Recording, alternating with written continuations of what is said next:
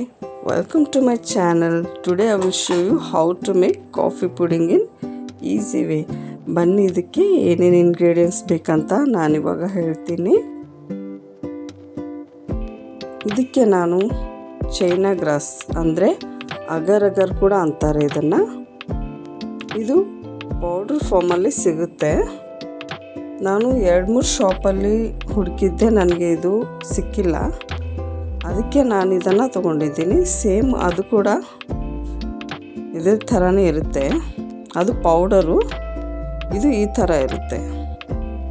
ಇದನ್ನು 1/2 hour ಮುಂಚೆ ನೀರಲ್ಲಿ ನೆನೆ ಹಾಕಬೇಕು, ನಾವು ಮಾಡೋದಕ್ಕಿಂತ ಮುಂಚೆ. ಆಮೇಲೆ ಬಾಣಲೆ ತೊಗೊಂಡು ನಾನು ಇದಕ್ಕೆ 2 cups ಆಫ್ ವಾಟರ್ ಹಾಕ್ತಾ ಇದ್ದೀನಿ. ಇದಕ್ಕೆ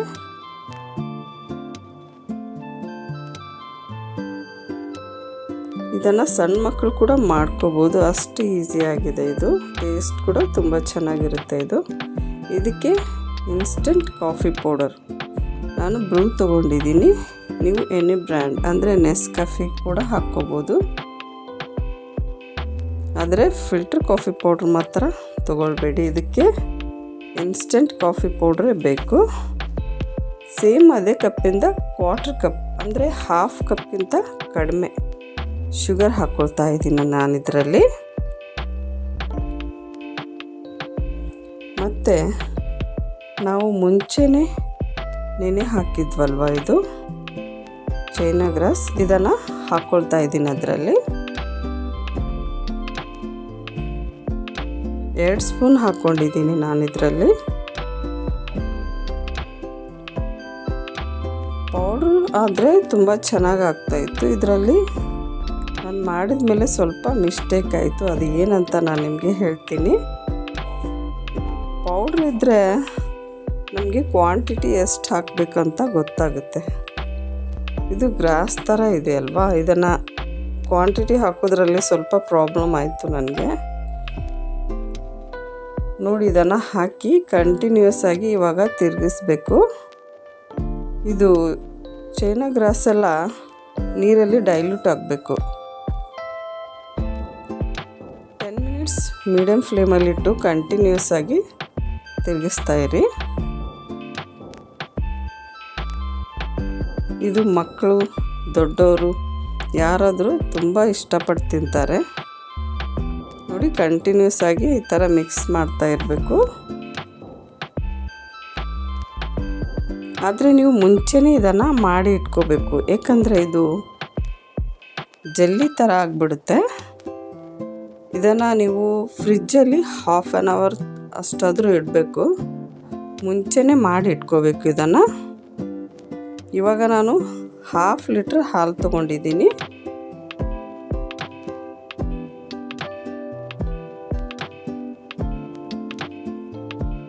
ಇದನ್ನು ಬಿಸಿ ಮಾಡಬೇಕು ಇವಾಗ. ಇದಕ್ಕೆ ಭಾಳ ಇಂಗ್ರೀಡಿಯೆಂಟ್ಸ್ ಏನು ಬೇಕಾಗಿಲ್ಲ. ನಿಮ್ಮ ಮನೆಯಲ್ಲಿ ಡೈಲಿಯಾಗಿ ಸಿಗೋ ಹಾಲು ಮತ್ತು ಕಾಫಿ ಪೌಡ್ರ್, ಶುಗರ್ ಇದ್ದೇ ಇರುತ್ತೆ. ಆದರೆ ನೀವು ಅಗರ್ ಅಗರ್ ಪೌಡ್ರನ್ನು ತಂದಿಟ್ಕೊಂಡ್ರೆ ನೀವು ಮಾಡ್ಕೊಳ್ಳೋಕ್ಕೆ ಈಸಿ ಆಗುತ್ತೆ. ಇದರಲ್ಲಿ ಕೂಡ ನಾನು ಇನ್ಸ್ಟೆಂಟ್ ಕಾಫಿ ಪೌಡ್ರ್ ಅಂದರೆ 2 rupees ಇರುತ್ತೆ ಅಲ್ವಾ, ಸಣ್ಣದು, ಅಷ್ಟು ಸಾಕು. ಮತ್ತು ಉಳಿದಿರೋ ಚೈನಾ ಗ್ರಾಸನ್ನು ಹಾಕ್ಕೊಳ್ತಾ ಇದ್ದೀನಿ ಇದರಲ್ಲಿ.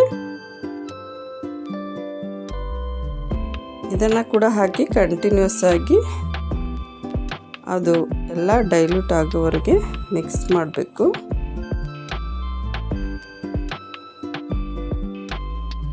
to 15 minutes ಆಗುತ್ತೆ. ಇದು ಪೌಡರ್ ಅಂದೇ ಕ್ವಿಕ್ಕಾಗಿ ಆಗಿಬಿಡುತ್ತೆ. ನೋಡಿ, ಇದು ತಣ್ಣಗಾಯಿತು.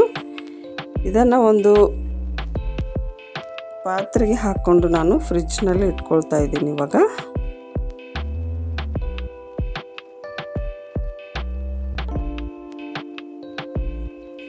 $40 minutes to 1 hour, ಇಲ್ಲಾಂದರೆ ಪೌಡ್ರ್ ಅಂದರೆ ಕ್ವಿಕ್ಕಾಗಿ ಆಗಿಬಿಡುತ್ತೆ 1/2 hour. ನೋಡಿ, ಇದನ್ನು ಮಿಲ್ಕನ್ನು ಇವಾಗ ಬಿಸಿ ಮಾಡ್ಕೊಳ್ತಾ ಇದ್ದೀನಿ. ಇದನ್ನು ಕೂಡ ಮೀಡಿಯಮ್ ಫ್ಲೇಮಲ್ಲಿ ಇಟ್ಟು 15 ಮಿನಿಟ್ಸ್ವರೆಗೆ ನೀವು ಇದನ್ನು ಬಾಯ್ಲ್ ಮಾಡಬೇಕು. ನಾನು ಇದರಲ್ಲಿ ಕೂಡ ವಾಟರ್ ಕಪ್ ಶುಗರ್ ಹಾಕ್ಕೊಂಡಿದ್ದೀನಿ. ಭಾಳ ಸ್ವೀಟ್ ಅಂದರೆ ಚೆನ್ನಾಗಿರೋದಿಲ್ಲ, ಅದು ಮೀಡಿಯಮ್ ಸ್ವೀಟ್ ಇರುತ್ತೆ ಇದು. ನೋಡಿ, ಈ ಥರ ಹಾಕಿ ಕಂಟಿನ್ಯೂಸ್ ಆಗಿ ನಾನು ತಿರುಗಿಸ್ತಾ ಇದ್ದೀನಿ.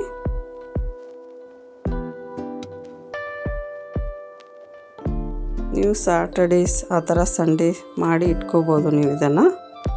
ಇದಕ್ಕೆ ಮೇನ್ ಅಂದರೆ ಇದನ್ನೆಲ್ಲ ನಾವು ಸೆಟ್ ಮಾಡೋಕ್ಕೆ 3 to 4 hours ಫ್ರಿಜ್ಜಲ್ಲಿ ಇಡಬೇಕಾಗುತ್ತೆ. ನೋಡಿ, ಇದನ್ನು ಹಾಫ್ ಆನ್ ಅವರ್ ಇಟ್ಟಿದ್ದೀನಿ. ಈ ಥರ ಜೆಲ್ಲಿ ಥರ ಆಯ್ತು ಇದು. ಇದನ್ನು ಕ್ಯೂಬ್ಸ್ ಥರ ಸ್ಕ್ವೇರ್ ಶೇಪಲ್ಲಿ ಕಟ್ ಮಾಡ್ಕೊತಾ ಇದ್ದೀನಿ. ನಾನು ಅದೇ ಮುಂಚೆನೇ ಹೇಳಿದ್ದೆ ಅಲ್ವಾ, ಈ ಗ್ರಾಸ್ ಹಾಕಿದ್ರಿಂದ ಕ್ವಾಂಟಿಟಿ ಗೊತ್ತಾಗಿಲ್ಲ, ಮಿಸ್ಟೇಕ್ ಆಗಿದೆ ಅಂತ. ಇದೇ ಅದು ಕ್ಯೂಬ್ಸ್ ಅಷ್ಟು ಚೆನ್ನಾಗಿ ಬಂದಿಲ್ಲ. ಪೌಡ್ರ್ ಅಂದರೆ ತುಂಬ ಚೆನ್ನಾಗಿ ಬರುತ್ತೆ ಕ್ಯೂಬ್ಸು. ಇದು ಸ್ವಲ್ಪ ಬ್ರೇಕ್ ಆಗ್ತಾ ಇದೆ. ನೋಡಿ, ಇವಾಗ ಕೇಕ್ ಪ್ಯಾನಲ್ಲಿ ಇದರನ್ನು ಹಾಕ್ಕೊಳ್ತಾ ಇದ್ದೀನಿ. ಇದನ್ನು ನೀವು ಯಾವುದಾದ್ರೂ ತೊಗೋಬೋದು, ಯಾವ ಶೇಪು ಬಾಣಲೆ ಆದರೂ ತೊಗೋಬೋದು ಸೆಟ್ ಮಾಡೋಕ್ಕೆ. ಇವಾಗ ಸ್ವಲ್ಪ ಮೀಡಿಯಮ್ ಆಗಿ ತಣ್ಣಗಾದ್ಮೇಲೆ, ತುಂಬ ಆಗಬಾರ್ದು ಹಾಲು, ಸ್ವಲ್ಪನೇ ತಣ್ಣಗಾದ್ಮೇಲೆ ಅದರಲ್ಲಿ ಹಾಕ್ಕೊಂಡಿದ್ದೀನಿ. ಇವಾಗ ಇದನ್ನು ಮಿಕ್ಸ್ ಮಾಡಿ ಚೆನ್ನಾಗಿ.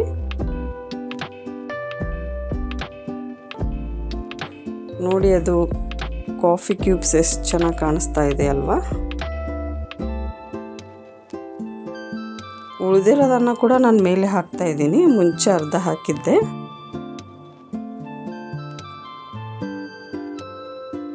ಕ್ಯೂಬ್ಸ್ ಚೆನ್ನಾಗಿ ಬಂದರೆ ತುಂಬ ಇನ್ನು ನೋಡೋದಕ್ಕೆ ಕೂಡ ಭಾಳ ಚೆನ್ನಾಗಿರುತ್ತೆ. ನೋಡಿ, ಇದನ್ನು 3 hours ಸೆಟ್ ಮಾಡೋಕ್ಕೆ ಇಟ್ಟಿದ್ದೆ. ನೋಡಿ, ಈ ಥರ ಹಾಕ್ಕೊಂಡಿದ್ದೀನಿ ನಾನು ಇದನ್ನು ಪ್ಲೇಟಲ್ಲಿ. ಎಷ್ಟು ಚೆನ್ನಾಗಿ ಬಂದಿದೆ ಅಲ್ವಾ ಇದು. ಇದನ್ನು ತಣ್ಣದಾಗಿ ತಿಂದರೆ ತುಂಬ ಚೆನ್ನಾಗಿರುತ್ತೆ. ನೋಡಿ, ಈ ಥರ ಕಟ್ ಮಾಡ್ಕೊಳ್ಳಿ. ಇದನ್ನು